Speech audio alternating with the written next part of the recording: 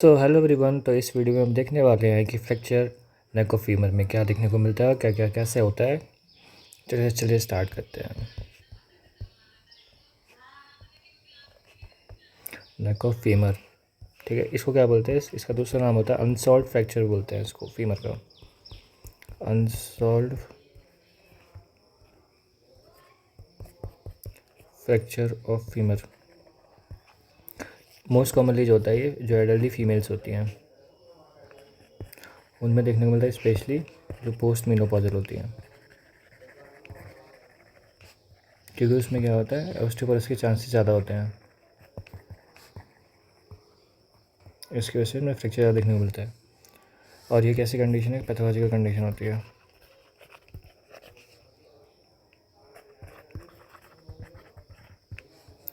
अगर कोई पूछे कि मोस्ट कॉमन मैकेनिज्म क्या होता है इंजरी का, तो वो होता है ट्रिवियल फॉल। ट्रिवियल फॉल मतलब घरेलू काम कर रहे हैं, कुछ बाथरूम में नहा रहे हैं या फिर कुछ कर रहे हैं तो गिर जाते हैं, जो चलते फिरते गिर गए, उस टाइप से उधर ट्रिवियल फॉल बोलते हैं। इससे क्या होता है कि अगर मान लो गिरते हैं तो इससे क्या होता है, डायरेक्ट ब्लो, मतलब डायरेक्ट फोर्स लगता है ग्रेटर टोकेंटर पर और नेक टूट जाती है। ठीक है, एग्जाम्पल,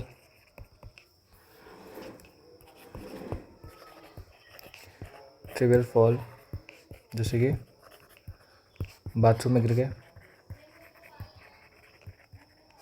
घर के अंदर गिर गए,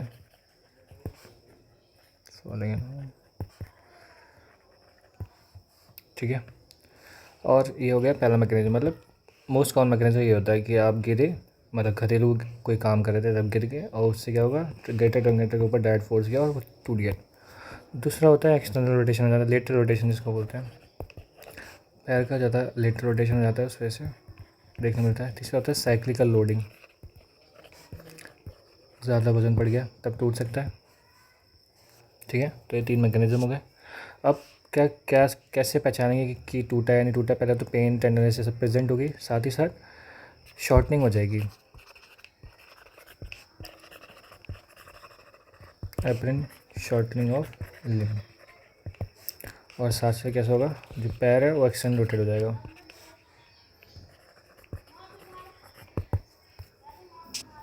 ठीक है, अब हम देखते हैं ब्लड सप्लाई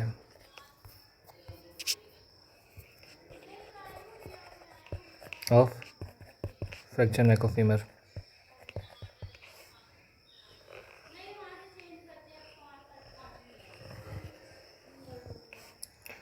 ये कुछ हेड वाला पार्ट होगा, ठीक है, ये फीमर है।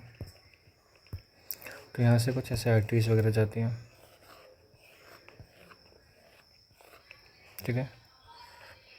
यहाँ पे एक ये फोबिया वाला एरिया होता है, डिप्रेशन इसको बोलते हैं, यहाँ पे होता है लिगामेंटम टीरिस अटैच होता है, उसके अलॉन्ग आर्टरीज आती है, उसको बोलते हैं फोबियुलर आर्टरीज, मतलब वो यहाँ पे फोबिया होता है पॉइंट, वहाँ पे जाके अटैच करता है लिगामेंटम टीरिस, तो इसलिए इसको बोल देते हैं फोबियुलर। इसके अलॉन्ग आर्टरीज जाती है, उसको बोलते हैं फोबियुलर आर्टरी,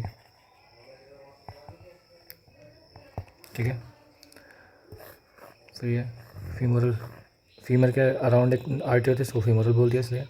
यहाँ से एक आती है मीडियली, एक आती है लिटरली, ठीक है, और एक घूमती है इसके अराउंड, ठीक है, ऐसे चक्कर लगाती है ये भी और ये भी।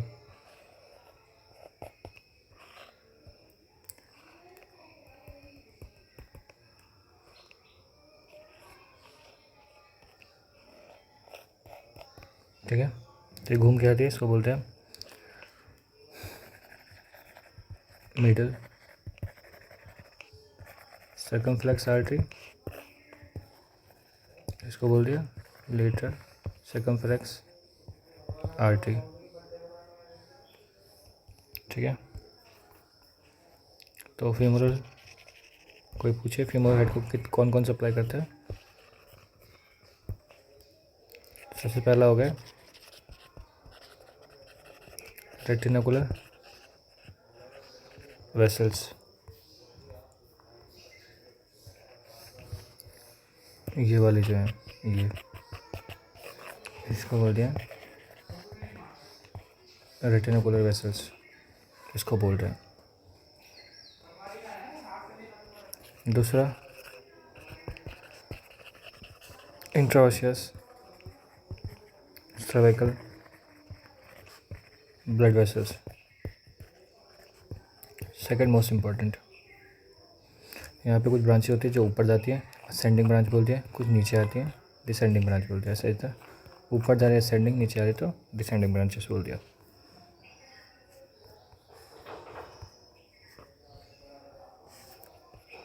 तीसरा होता है हमारा इसमें जो बताया था, फोविलर आर्टरी होती है, आर्टरी ऑफ लिगामेंटम टेरिस। ठीक है, और इसके अंदर का क्या होता है, वही डीप फेमोरल जो थी हमारी, उससे क्या निकल रहा था, lateral circumflex artery, medial circumflex artery, और इनसे ही वो जो रेटिनाकुलर वेसल्स हैं वो बाहर आती है, कम आउट। ठीक है, सबसे इम्पोर्टेंट यही सप्लाई होती है ब्लड वेसल्स की। सबसे पहले नंबर पे ये, दूसरे नंबर पे ये, तीसरे नंबर पे ये। ठीक है, तो हम बात करते हैं आज कुछ इसकी बात कर लेते हैं। क्या होता है, फीमोरल हेड जो होता है उसमें एक पार्ट और इसको फोबिया बोलते हैं, ये बता रखा है मैंने ऑलरेडी। वहाँ पे लिगामेंट अटैच होता है, इसको लिगामेंटम टेरिस बोल देते हैं। और वेसल्स लिगामेंटम टेरिस, आर्टरी इसके साथ साथ चलती हैं।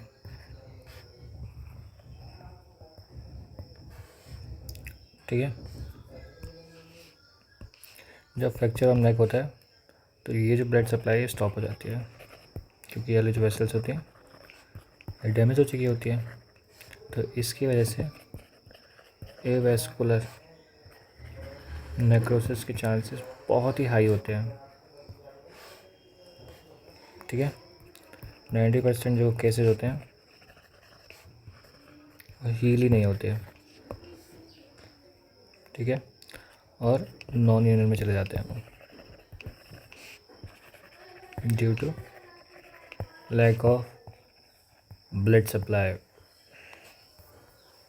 ठीक है, ये हो गया कि एवेस्कुलर नेक्रोसिस हो जाता है कि ब्लड सप्लाई वगैरह वहाँ पे नहीं है, इसके होता है। अब मान लिया इंट्रा जो कैप्सुलर फ्रैक्चर हो गया, वो हो गया। मेनली जो रीजन होता है, अगर मान लिया इंट्रा कैप्सुलर ब्लड सप्लाई है, ठीक है, inter capsular fracture, sorry blood supply, inter capsular blood अगर मान लिया फ्रैक्चर हो रखा है, तो उस केस में क्या होता है, सपोज मतलब इसका मतलब क्या होता है, इंटर कैप्सुलर मतलब जो नेक ऑफ फीमर है वो कैप्सूल जो होता है उसके अंदर फ्रैक्चर रखा है। ठीक है, कैप्सूल के अंदर फ्रैक्चर रखा है।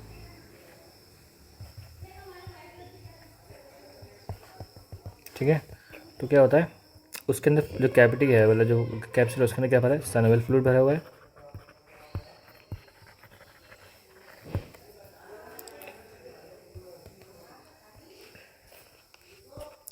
अब मान लो कोई फ्रैक्चर होता है तो ब्लड क्लॉट बनता है। ब्लड क्लॉट क्या बोलते हैं उसको, हेमाटोमा बोल दिया। फिर उसके बाद कैलस बनता है, नॉर्मली ऐसा होता है। और फाइनली रिमॉडलिंग होती है, नॉर्मली ऐसा होता है अगर फ्रैक्चर होता है तो। ठीक है, बट क्या होता है, जो साइनोवियल फ्लूइड होता है उसके अंदर होता है एक एंजाइम जिसको बोलते हैं लाइसिन। वो किस पे ऐड करता है, ये ब्लड क्लॉट पे ऐड करता है। तो वो ब्लड को क्लॉट ही नहीं होने दे रहा है। अगर ब्लड क्लॉट नहीं हो रहा है तो कैलस भी नहीं बनेगा और फिर रीमॉडलिंग भी नहीं होगी। ठीक है, तो क्या होगा, हील भी नहीं होगा। ठीक है, और इसके साथ साथ एक पॉइंट और होता है कि वैस्कुलर भी कम हो जाता है वो। ठीक है, तो 2 पॉइंट हो गए। पहला पॉइंट ये हो गया कि लाइसिन था उसके अंदर, दूसरा वैस्कुलर भी, वैस्कुलरिटी कम, तीसरा कि कैम्बियम लेयर नहीं है। Cambium layer is in very low amount और absent. Cambium layer callus formation में हेल्प करती है। तो इस जॉइंट के पास क्या होता है, ये नहीं होता, कैम्बियम लेन होता है, इस वजह से जो हीलिंग है वो भी प्रॉपर नहीं हो पा रही। तो 3 फैक्टर मेजर हैं जिसकी वजह से क्या हो रहा है, वहाँ पे हीलिंग नहीं हो पा रही और वो बार बार नॉन यूनियन में जा रहा है। ठीक है, फिर उसके बाद क्या आता है, हम देखेंगे क्लासिफिकेशन। इसका क्लासिफिकेशन देखते हैं।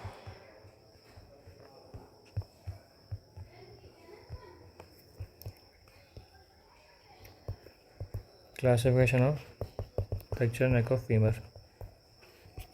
सबसे पहला जो क्लासिफिकेशन आता है वो होता है ब्रॉड क्लासिफिकेशन। ठीक है, दूसरा जो क्लासिफिकेशन आता है वो होता है एनाटॉमिकल क्लासिफिकेशन। तीसरा आता है पॉवेल, PAUWELS। और चौथा आता है हमारा गार्डन क्लासिफिकेशन।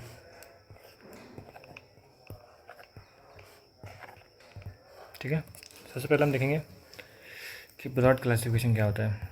ठीक है, ब्रॉड क्लासिफिकेशन 2 पार्ट में डिवाइड करते हैं, या तो इंट्राकैप्सुलर होगा या तो एक्स्ट्रा कैप्सुलर होगा।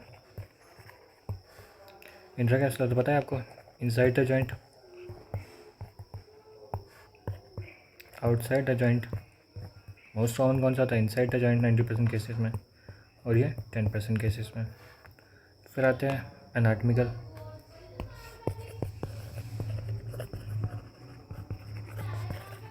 ठीक है, तो ये 3 टाइप में डिवाइड कर दिया हमने, सब कैपिटल, ट्रांस सर्वाइकल और बेसी सर्वाइकल। सब कैपिटल मतलब क्या होता है, जो हेड ऑफ फीमर है उसके जस्ट बिलो फ्रैक्चर हो गया। ठीक है, मोस्ट कॉमन यही हो गया, पहला पॉइंट ये है। दूसरा पॉइंट, 3 पॉइंट ये है। प्रोग्नोसिस कैसी होती है, वर्स्ट प्रोग्नोसिस होती है, और बहुत ही ज़्यादा चांसेस होते हैं कि एवेस्कुलर नेक्रोसिस होगा, कि जितना हेड की तरफ जाओगे उतना ब्लड सप्लाई कैसा हो रहा है, कम हो रहा है, उतना ही कैम्बियम लेयर वगैरह ये सब कम हो रहा है, उतना ही लाइसिन का अमाउंट ज़्यादा हो रहा है, और ये सब एवेस्कुलर नेक्रोसिस चांसेस सब बढ़ रहे हैं और नॉन यूनियन में जाने के चांसेस हैं। ठीक है, ट्रांस सर्वाइकल मतलब मिडिल पार्ट,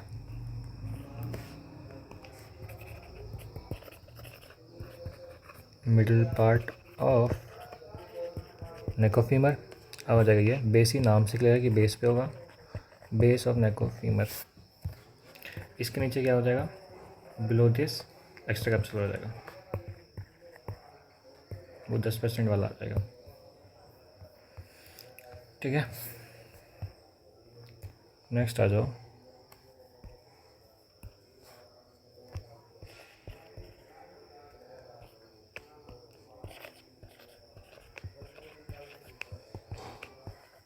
पावल क्लासिफिकेशन। ठीक है, पावल क्लासिफिकेशन मतलब क्या, पावर इसमें होता है पावल एंगल एक टर्म होता है।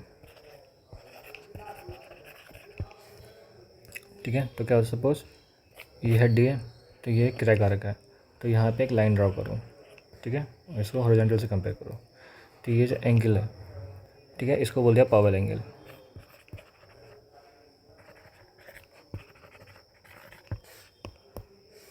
ठीक है, तो टाइप 1 3 टाइप का होता है, टाइप 2, टाइप 3। अगर ये 30 डिग्री से कम है तो टाइप 1 में डाल दिया, 30 से 50 डिग्री तो टाइप 2 में डाल दिया, और 50 से 50 या 70 से ज़्यादा है तो किस में डाल दिया, इसको टाइप 3 में डाल दिया। ठीक है, अब क्या इसका एडवांटेज, डिसएडवांटेज है क्या, जैसे जैसे एंगल बढ़ता जाएगा वैसे वैसे जो प्रोग्नोसिस है वो कम होती जाएगी।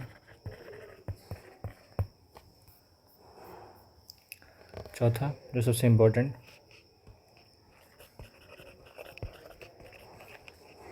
Garden classification.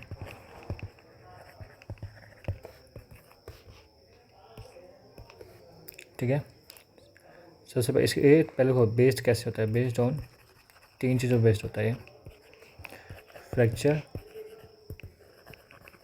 डिस्प्लेसमेंट हुआ है या नहीं हुआ, साथ ही साथ trabecular pattern of head, neck of femur and acetabulum. ठीक है, 3 चीज़ हो गई, फ्रैक्चर हो गया, डिस्प्लेसमेंट हुआ है नहीं हुआ, इंट्रावेलर पैटर्न कैसा है, head, neck of femur and acetabulum का, तीनों का चेक करेंगे। तो फ्रैक्चर में क्या आएगा सबसे पहले कि फ्रैक्चर प्रेजेंट है या एब्सेंट है, डिस्प्लेसमेंट प्रेजेंट है या एब्सेंट है, और ट्रैवेलर पैटर्न चेंज हुआ है या सेम है। ठीक है, तो ये 3 के बेसिस पे होता है। सबसे पहले हम आएंगे गार्डन के अंदर, ये सबसे पहला है ग्रेड 1, माइन्यूट से ऐसा कुछ नहीं होगा। ठीक है, तो कैसा होगा, इनकम्प्लीट मतलब प्रॉपर कंप्लीट फ्रैक्चर लाइन भी नहीं होगी, इनकम्प्लीट फ्रैक्चर लाइन होगी। जो ट्रैबिकुलर पैटर्न है उनका नॉर्मल अलाइनमेंट होगा। ठीक है, हेड, नेक और ये एसिटाबुलम का, तीनों का। साथ ही साथ डिस्प्लेसमेंट एब्सेंट होगा। अब आ जाओ ग्रेड 2 पे, इस पे जो फ्रैक्चर लाइन है कंप्लीट हो जाएगी, पहला पॉइंट। दूसरा पॉइंट, डिस्प्लेसमेंट एब्सेंट होगा और ट्रैबिकुलर पैटर्न मेंटेन नॉर्मल रहेगा। अब आ जाओ ग्रेड 3 पे, ये तो हो ही रहा है। ठीक है, डिस्प्लेसमेंट भी प्रेजेंट हो जाएगा और ट्रैबिकुलर पैटर्न जो होगा हेड का वो एसिटाबुलम और नेक के साथ अलाइन नहीं होगा। ठीक है, तो ये 3 हो गए। अब आएगा ग्रेड 4, मतलब इन दोनों का अलाइन हो सकता है बट इसका और हेड का इन दोनों के साथ अलाइनमेंट नहीं होगा। देखो इसमें क्या था, डिस्प्लेसमेंट प्रेजेंट है, मतलब पार्शियल डिस्प्लेसमेंट मतलब जस्ट बोलते हैं इसको ग्रेड 3 में। अब यहाँ क्या फ्रैक्चर प्रेजेंट है, अच्छे पूरा कंप्लीट हो गया, इधर डिस्प्लेसमेंट भी कंप्लीट हो गया और साथ साथ क्या हो गया, जो डिस्टल फ्रेगमेंट्स होते हैं वो एक्सटर्नल रोटेट हो जाते हैं जब डिस्प्लेसमेंट कंप्लीट होता है। तो जो डिस्टल फ्रेगमेंट्स हैं वो एक्सटर्नल रोटेट हो जाते हैं।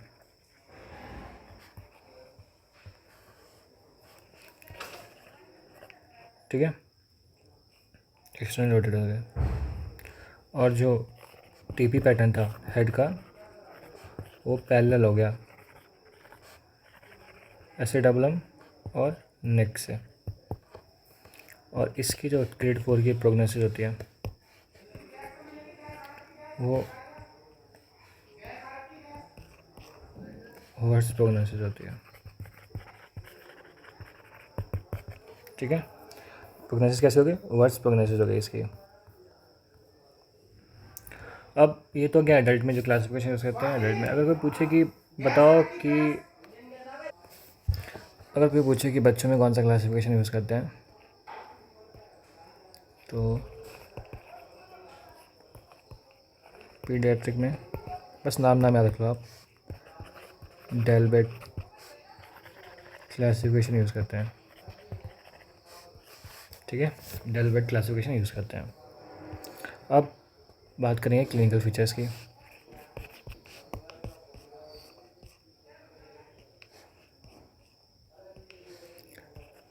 सबसे पहले देखो टेंडरनेस के साथ आएगा, tenderness over anterior joint line. Joint ये कहाँ पे होता है, एंटीरियर जॉइंट है जो मिड इनग्वाइनल पॉइंट होता है, मिड इनग्वाइनल पॉइंट, उससे बिलो जाओ और लेटरली जाओ, मतलब डायगनली जाओ कुल मिला के। बिलो एंड लेटरल कितना जाना है, 2.5 सेंटीमीटर, तो आपको टेंडरनेस मिल जाएगी। अगर वहाँ उस पॉइंट पे टेंडरनेस हो रही है तो देर में पॉसिबिलिटी कि नेक ऑफ फीमर फ्रैक्चर हो रखा है। प्लस शॉर्टनिंग ऑफ लिम्ब, ये देखने को मिलेगा, एक्सटर्नली रोटेट हो जाएगा। ठीक है, ये तो बताया था पहले। अब क्या कराएंगे ऐसे केस में, सबसे पहले चॉइस हो गया वो होगा एक्सरे। एक्सरे कराओगे सबसे पहले। अब एक्सरे में क्या चेक करते हैं, एक टर्म होता है शेंटल लाइन। शेंटल लाइन को देखते हैं, शेंटल लाइन बराबर है या नहीं है। ये सपोज पेवी सिम्फाइसिस, ये हमारा ऑब्जेक्टिव फोरामेन, ठीक है। तो ऐसे एक लाइन ड्रा होती है,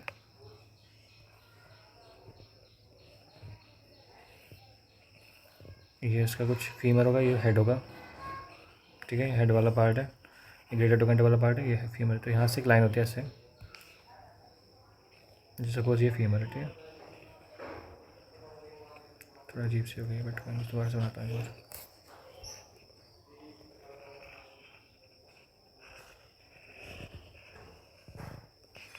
ठीक है, तो ऐसे एक लाइन होती है,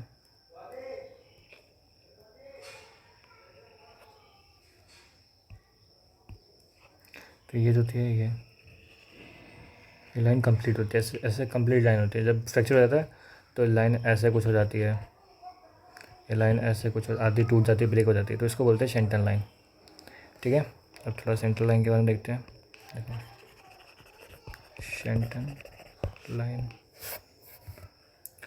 superior margin of objective foramen, ये जो सुपीरियर मार्जिन थी, superior margin of obturator foramen से एक लाइन ड्रॉ करेंगे, ठीक है, to the margin of neck से नेक तक। अगर स्मूथ करवाता है तो मतलब शेंटल लाइन नॉर्मल है। अगर ये ब्रेक हो जाती है शेंटल लाइन, इफ़ गेट्स ब्रेक, तो इसका मतलब फ्रैक्चर हो रखा है,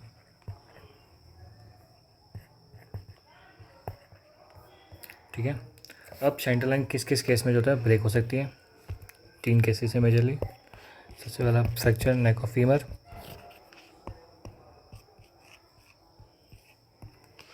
ठीक है। दूसरा posterior hip dislocation in adults and developmental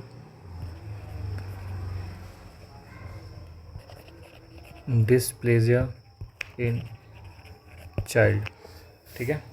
developmental dysplasia in child और posterior hip dislocation in adults, इस केस में जो है सेंट्रल लाइन जो होती है हमारी वो ब्रेक देखने को मिल सकती है। अब आते हैं इसके ट्रीटमेंट वाले पार्ट पे। सबसे पहले अगर नेक ऑफ फीमर का जो फ्रैक्चर हो रखा है तो ये क्या है, ऑर्थोपेडिक इमरजेंसी है,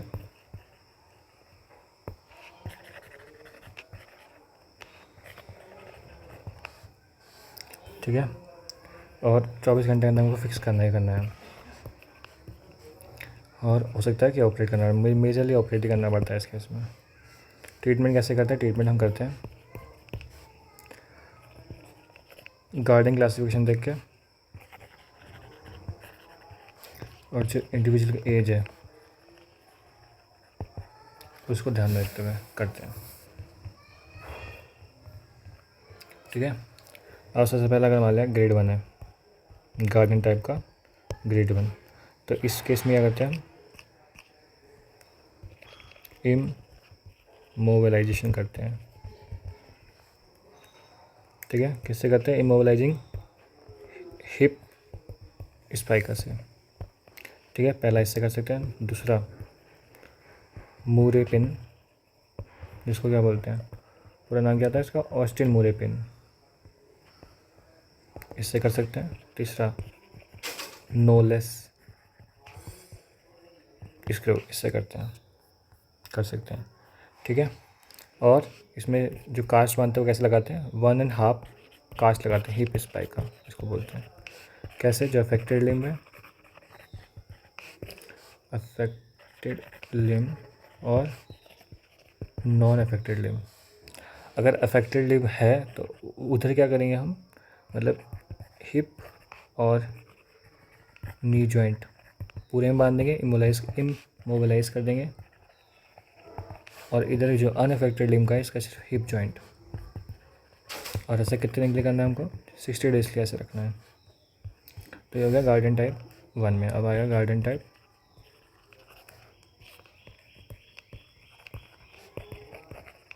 2। इसमें लगाते हैं हम डायनामिक हिप स्क्रू, जिसको शॉर्ट फॉर्म में बोलते हैं DHS। ठीक है, जो फ्रैक्चर रीजन है वहाँ पे उस स्क्रू को रखा जाएगा और हेड को प्रोटेक्ट रखते हैं। ठीक है, हेड इज़ प्रोटेक्टेड, और जो स्क्रू है उसको फ्रैक्चर रीजन पे रखते हैं, जहाँ पे फ्रैक्चर रखा है वहाँ पे इस स्क्रू को रखते हैं। फिर नेक्स्ट गार्डन टाइप 3 और 4, इस केस में हम देंगे उसको प्रोस्थेसिस, जिसको बोलते हैं जॉइंट रिप्लेसमेंट।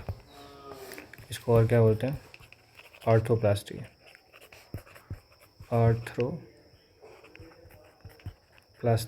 दो टाइप से लगता है, या तो आधा या तो कंप्लीट या तो फुल पूरा। हेमी आर्थ्रोप्लास्टी, जिसमें क्या सिर्फ हेड एंड नेक को रिप्लेस करेंगे। ठीक है, या टोटल हिप में क्या करेंगे, पूरा पूरा ही रिप्लेस कर देंगे, हेड नेक एंड एसिटाबुलम। ठीक है, क्यों करते हैं ऐसा, क्योंकि एवास्कुलर नेक्रोसिस का रिस्क रहता है, रिस्क ऑफ एवास्कुलर नेक्रोसिस। ठीक है, अब मान लिया ये तो हो गया गार्डन क्लासिफिकेशन पे। अब नेक्स्ट आएगा एज ऑफ इंडिविजुअल के बेसिस पे। ठीक है, सपोज पेशेंट की एज 60 ईयर है, और अगर तो इस केस में हम क्या करेंगे, जनरली हम हेमी आर्थ्रोप्लास्टी करते हैं। ठीक है, प्रोस्थेसिस कौन सा लगाते हैं, तो दो टाइप के प्रोस्थेसिस होते हैं। एक ऑस्टिन मूरे प्रोस्थेसिस जो ऊपर लिखा था, एक होता है थॉम्पसन प्रोस्थेसिस। ठीक है, ये कब लगाएंगे, अगर मान लें कैलकार सफिशिएंट है, और अगर इनएडुकेट या फिर इनसफिशिएंट कैलकार है तो थॉम्पसन लगा देंगे। ठीक है, सो ये था all about fracture of neck of femur.